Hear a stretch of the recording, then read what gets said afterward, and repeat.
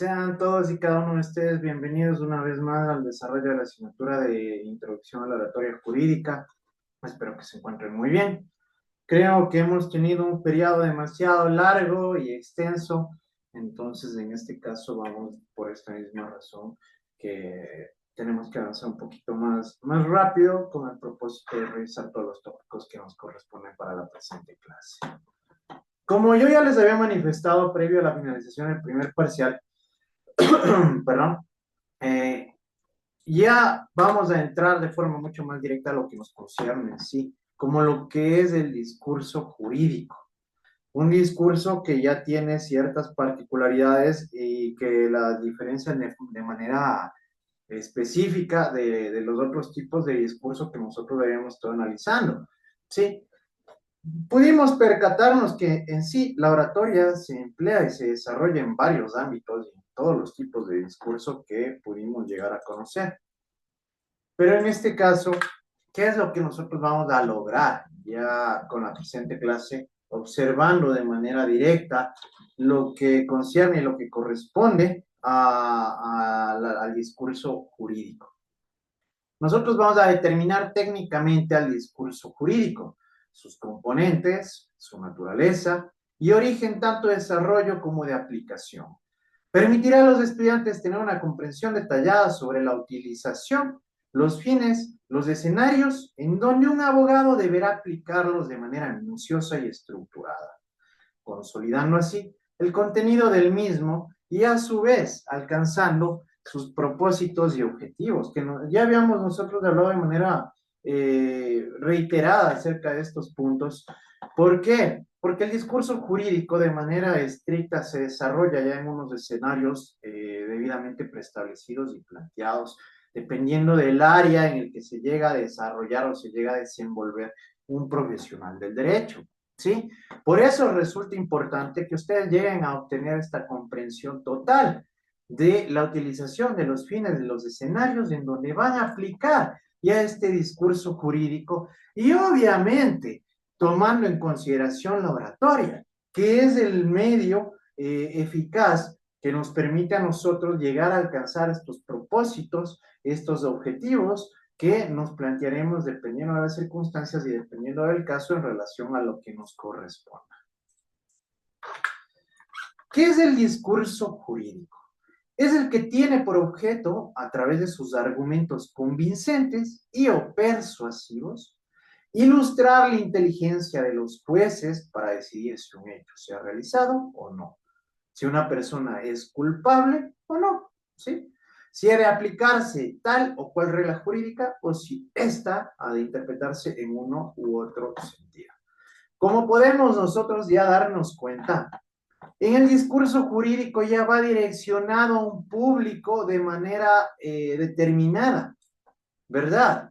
Es decir, a un administrador de justicia que ha abocado conocimiento de cierta causa particular con el propósito de resolverla conforme a derecho. ¿En qué sentido? Dependiendo de cómo ustedes a través de sus argumentos, ¿sí? Que deben ser convincentes y persuasivos, que por ese mismo hecho la oratoria es tan importante en este ámbito. ¿Para qué? Para direccionarlos dependiendo de lo que nosotros vayamos a buscar, dependiendo de lo que nosotros estemos realizando o qué rol estemos ocupando en este caso. Si yo soy abogado de la víctima en un caso penal, ¿cuál sería mi propósito? A ver, ¿cuál sería mi propósito? Por simple lógica. Si yo defiendo al acusado, ¿Puede repetir la pregunta, abogado? ¿cuál Demostrar que es sería, inocente. qué sería lo que yo estoy buscando si estoy defendiendo al acusado? Demostrar la Demostrar inocencia. que es A ver, inocente. levantarán Es la inocente. mano, ya saben que no tomo en consideración si no me levantan la mano. A ver, David. Demostrar la inocencia de nuestro defendido. Exactamente. Por simple lógica, ¿no es cierto?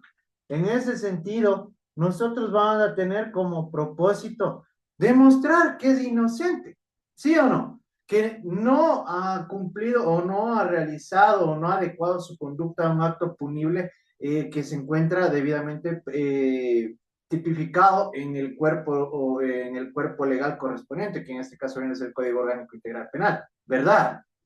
De igual manera, si yo estoy en la contraparte, si yo soy el abogado de la víctima, obviamente voy a utilizar todos los argumentos correspondientes con el único propósito de que se declare la culpabilidad y se demuestre la responsabilidad de un individuo en relación a un hecho, ¿verdad?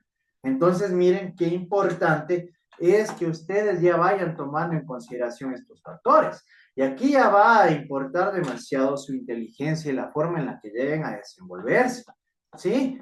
¿Por qué? Porque incluso ustedes, a través de sus argumentos, van a direccionar, a través incluso de reglas jurídicas, la viabilidad de lo que nosotros estamos proponiendo. Con el único sentido de qué? De que nuestros argumentos sean considerados muchísimo más válidos y aptos que los de la contraparte. ¿Sí? Por ello mismo es importante que nosotros tengamos en cuenta el discurso jurídico y aquí, por el mismo hecho de que estos argumentos deben ser convincentes y persuasivos, de la oratoria, porque en este caso nosotros tenemos claro que a través de la oratoria vamos a poder llevar al juez o al administrador de justicia hacia donde nosotros estemos buscando. ¿Sí?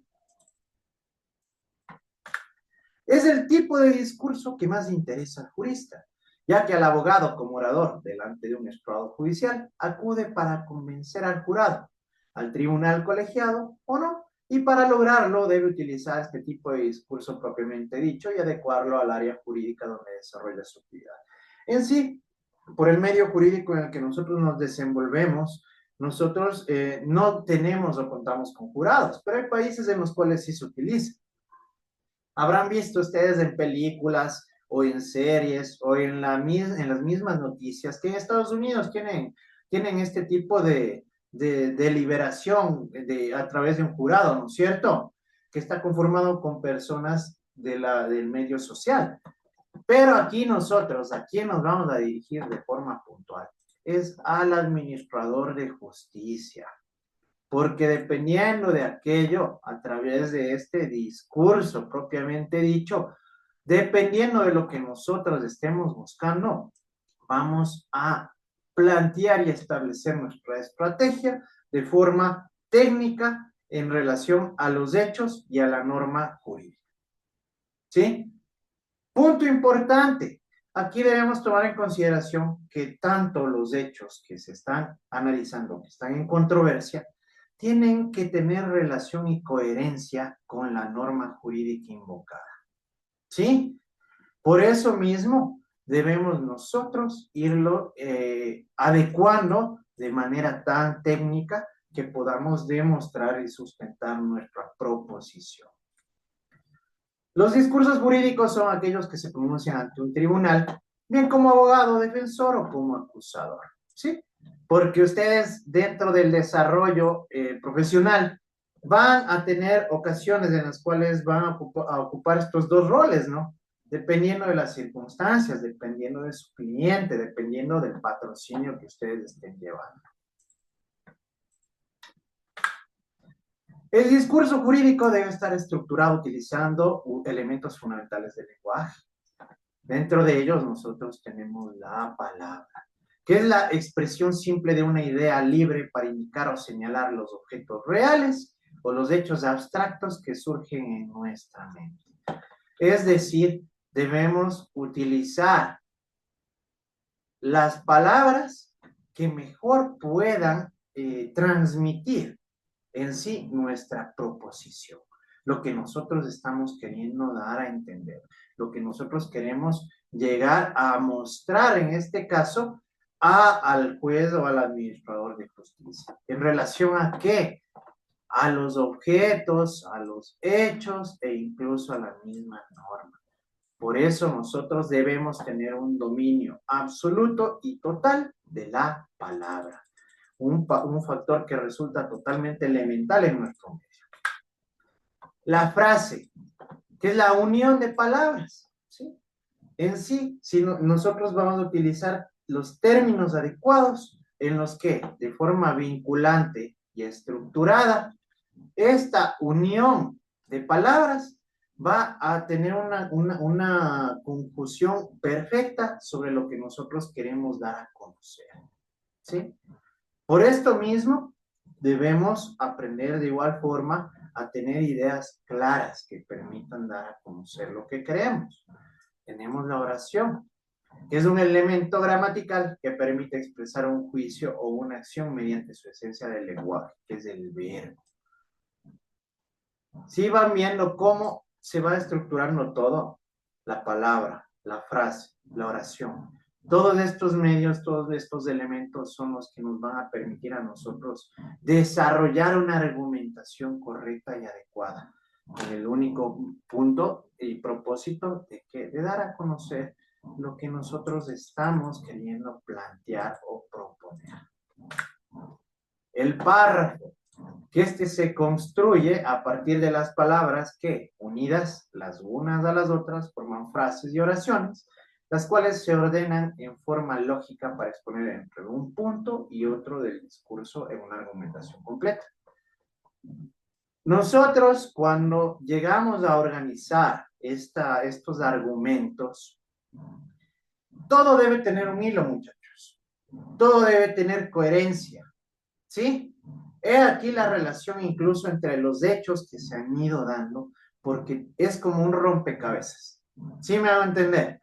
Todo debe cuadrar de forma perfecta.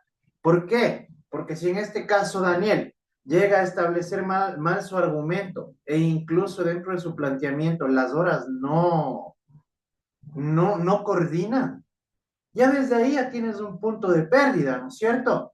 Porque va a ser de donde la contraparte va a llegar a agarrarse con el propósito de desvirtuar lo que tú estás manifestando, ¿sí?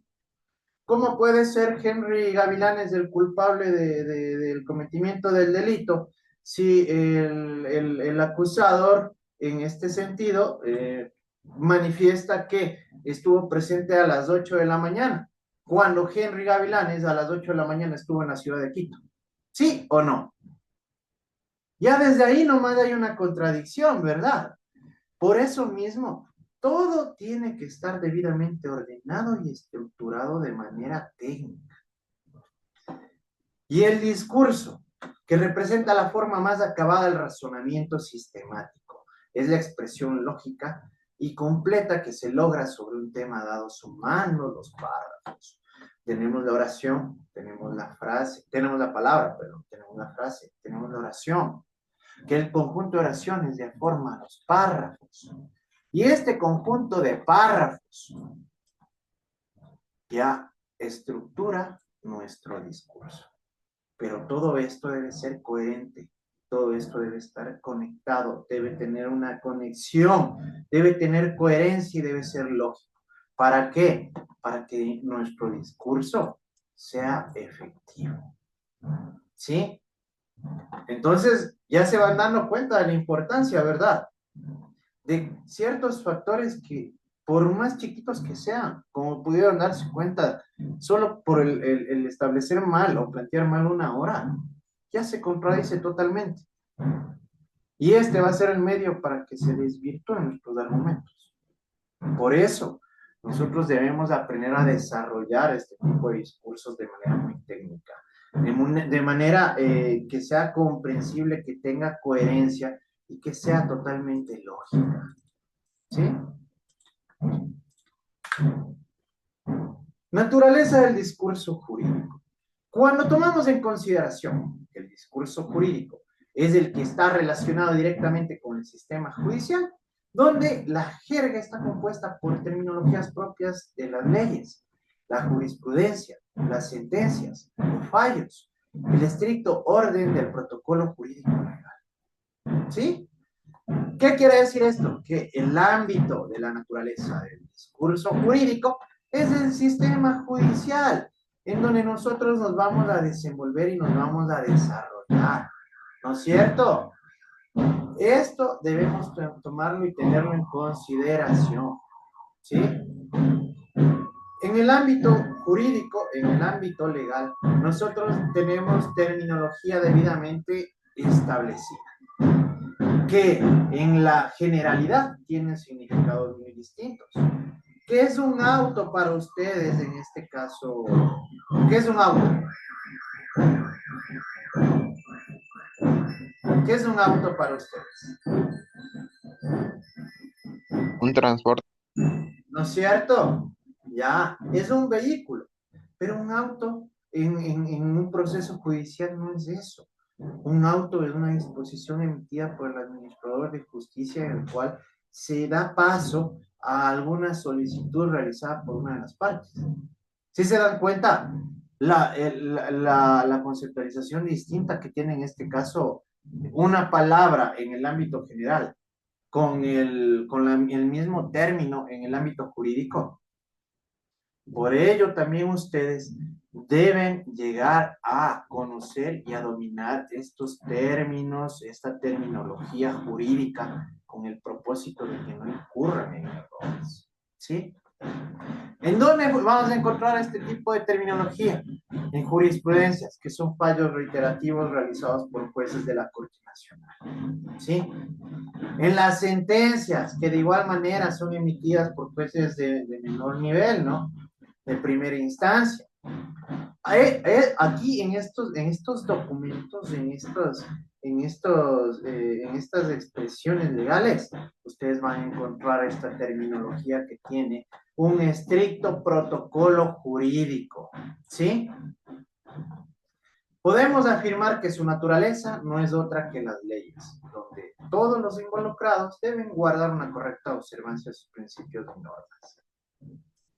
Este discurso jurídico tiene su naturaleza en la norma legal, en las leyes, en la normativa, en los cuerpos legales que ustedes ya conocerán de manera posterior, en donde se encuentran consagradas y estipuladas esta normativa debidamente preestablecida dentro de nuestro ordenamiento jurídico interno.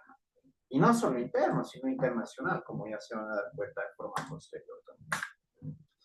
Los primeros intentos de construir un discurso jurídico a imagen o semejanza de la ciencia moderna se dio en el siglo XVI con la teoría del derecho natural racionalista, que pensó hacer filosofía del derecho en una ciencia natural del derecho y que, influenciada por el concepto racionalista de ciencia, intentó conocer el derecho justo, correcto, asumiendo el modelo de conocimiento de las nacientes ciencias.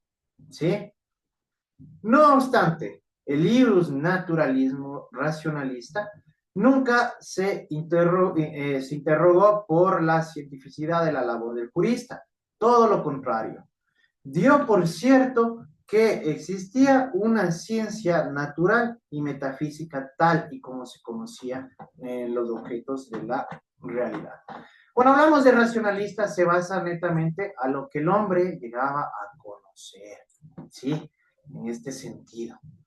Pero se fue desarrollando de manera mucho más estricta con el propósito de conocer que,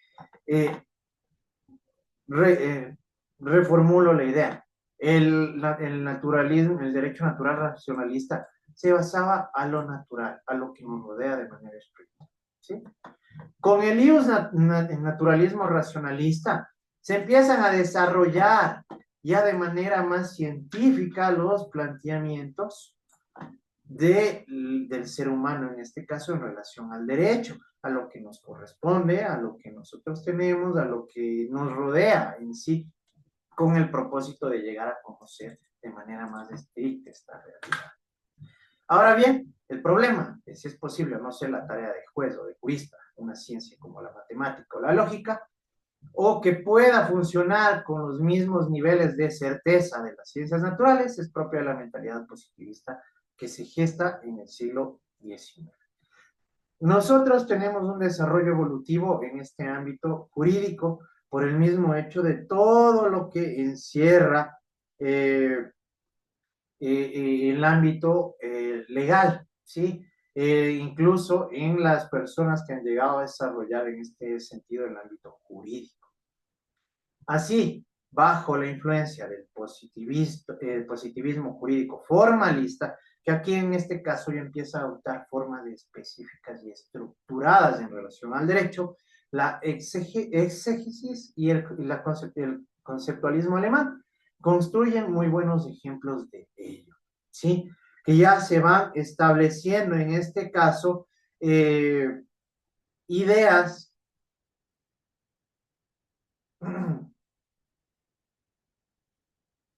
ideas mucho más establecidas que forman parte incluso del derecho actual, ¿sí?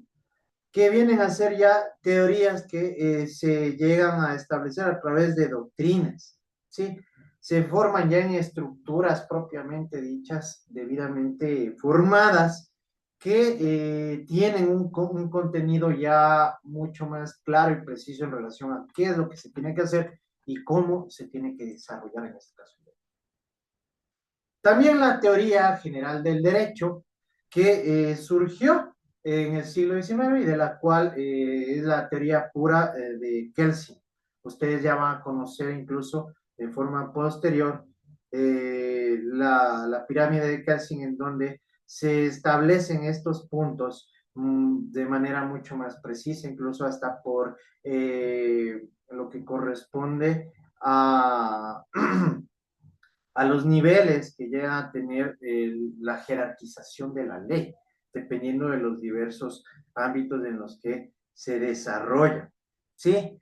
En este sentido, se establece ya a creaciones de normas mucho más planteadas, mucho más estructuradas, que nos permiten a nosotros tener un conocimiento de la naturaleza y de la actividad del jurista mucho más práctica, ¿sí? Quedando reducida a una forma de análisis filosófico, que incluso aquí ya van a permitir que nosotros podamos establecer valoraciones filosóficas conforme a la norma que se encuentra debidamente establecida. Como reacción a la tendencia formalista, surge en el interior de la corriente positivista una postura que quiso equiparar su labor a la sociología, cuyo modelo epistemológico, ¿sí?, lo constituyen las ciencias sociales o culturales. Ello, sin embargo, no deja de traer serios inconvenientes. El primer inconveniente es que tiene que ver con lo que la igualación no da la cuenta de la naturaleza misma de la actividad concreta del jurista. Por tanto, identifica la actividad del jurista a la de un investigador social. En cierto punto, por el mismo hecho de que nosotros vamos a manejarnos y vamos a conocer la problemática social que se llega a presentar en nuestro medio o en nuestro entorno. De alguna manera, desnaturalizar la actividad o dar cuenta de una actividad que no es la del jurista propiamente dicha, sino a la suma de sociología del sociólogo del derecho, que por esto, en este caso, empieza en este sentido el sociólogo a estudiar el comportamiento, la manera en la que el ser humano se desenvuelve, pero que tiene sus divergencias en este caso con el ámbito jurídico. ¿Por qué? Porque nosotros, al menos desde mi punto de vista práctico, el desarrollo jurídico de un abogado, de un profesional del derecho, como ya lo pudimos ver, es netamente el ámbito judicial, ¿sí? Durante gran parte de la historia del pensamiento jurídico de Occidente, nadie cuestionó la racionalidad del discurso jurídico, al que se veía como proyección de los diversos sistemas filosóficos. Así lo vieron los romanos y así se concibió en el mundo medieval por los glosadores, y si bien en los inicios del positivismo se planteó el problema de la racionalidad, este surge atado al problema de la cientificidad, que como les manifestaba ya se empieza a analizar mucho más del ámbito científico. Si se resuelve la cuestión de la cientificidad, se resuelve el problema de la racionalidad. Es decir, en este caso vienen a ser criterios netamente racionales desarrollados por cada uno de los, en este caso los juristas, que han ido desarrollando este tipo de avances en el ámbito jurídico. En el siglo XX, luego de cuestionados los supuestos del positivismo que los teóricos del derecho se cuestionaron como acuciosidad por la posibilidad de determinar si en el proceso de interpretación del derecho el resultado final puede ser sometido a algún esquema de control por parte de la razón, que nos permita valorar esa decisión como racional. Es decir, se empiezan ya a tomar consideraciones mucho más profundas. Ustedes sí se acuerdan, o se han de haber escuchado, que antes simplemente se emitían criterios o sentencias a decisión de criterio personal, ¿sí? En la época de desarrollo en este tema del ámbito jurídico, muchas veces se llegaba a determinar responsabilidades simplemente por el aspecto de una persona, ¿sí o no? Que incluso hasta ahora se llegan a dar a veces ese tipo de vulneraciones de derechos, pero luego ya se establece y se estructura una norma debidamente formal que tiene ya tiene planteamientos establecidos que se tienen que cumplir. Al proponerse una forma de interpretar el derecho o elegir una premisa o decir en favor de una de las partes o de ninguna, lo hace guiado por la intuición, el deseo o los simples intereses personales, que es lo que les acababa de manifestar en este caso. Luego de que aparecieron los trabajos de Perelman y Buell a mitad del siglo XX, reivindicando el carácter dialéctico, retórico o tópico del razonamiento jurídico, el problema de la racionalidad y de la argumentación en el derecho se convirtió en uno de los temas centrales en la reflexión filosófica jurídica. Con posterioridad a este hecho, emergen a finales de los años 70 un conjunto de autores cuyos trabajos giran en torno al problema del razonamiento jurídico y de la justificación de la decisión judicial. ¿Qué quiere decir esto? Que yo ya no puedo emitir un fallo porque quiero, ¿sí? O por mi simple consideración, sino que yo ya debo justificar, o incluso como lo determina nuestra misma Constitución, motivar un fallo. Es decir, ¿por qué estoy decidiendo en este caso esto? ¿Sí? Pongo un ejemplo práctico. Si yo decido o resuelvo, mejor dicho, y declaro la paternidad de Aldair Tapia en relación, yo que sea el menor tal, ¿en qué voy a sustentar? En que ha existido ya un examen de ADN en el cual se determina la similitud, ¿verdad? Que ya se ha llegado a justificar de igual manera que existió una relación entre las partes en este sentido. Es decir, yo ya no voy a emitir un fallo porque quiera. Tengo que dar las razones de por qué yo estoy fallando de tal o cual manera. De estos autores, el más conocido para nosotros es sin lugar a dudas, Robert Alexei, cuya teoría del discurso racional se ha convertido en la teoría estándar de la argumentación jurídica. ¿Por qué? Porque nosotros vamos a plantear argumentos que tienen lógica, que tienen racionalidad, que tienen sentido en relación a lo que se está tratando. ¿Sí? Discurso desarrollado en este caso por Alexei. La teoría del discurso racional permite fundamentar racionalmente enunciados normativos y valorativos por medio de argumentos. En este caso, para que lo tengan más claro, dentro del discurso racional va a tener que tener coherencia los hechos, ¿sí? La argumentación jurídica, es decir, en este caso, el sustento legal, y de igual manera las pruebas, ¿no es cierto? Todo esto va a tener que vincularse de manera perfecta con el propósito de demostrar lo que nosotros estamos queriendo dar a conocer. No supone que haciendo uso de una de ellas se puede determinar exacta, objetiva y definitivamente una valoración o una decisión, sino que al menos son posibles los argumentos racionales acerca de los derechos. ¿Sí? Según Alexei, la jurisprudencia, en particular la argumentación jurídica, versa sobre las cuestiones prácticas. Por ello debe considerarse un caso especial del discurso práctico en general. El discurso jurídico tiene en común con el discurso práctico general que ambos tratan sobre la corrección de enunciados normativos y por tanto ambos son portadores de una pretensión de corrección. Es decir, nosotros vamos a buscar en este caso que la norma juegue a favor de nosotros, ¿sí? que en este caso la norma sea valorativa con el único propósito y con el único objetivo de que nosotros resultemos siendo los contenedores victoriosos dentro de un proceso legal. ¿Sí?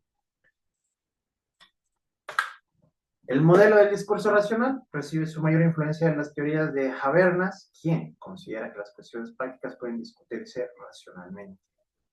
Con fundamento en ella, Alexei formula un sistema de reglas que permita establecer las condiciones de la racionalidad del proceso discursivo en el ámbito legal, que de ser seguidas permitirán discutir problemas prácticos jurídicos en el marco de una teoría de la argumentación racional. Que esto lo vamos a seguir conociendo y lo vamos a seguir observando porque ya requerimos de ciertas estructuras y vamos a poder conocer y observar que hay cierta información que debe contenerse y formar parte de nuestro argumento de forma obligatoria. ¿Sí? Sin más, muchachos, vamos a llegar hasta aquí el día de hoy. Ha sido un gusto haber compartido con ustedes. Muchas gracias por su atención.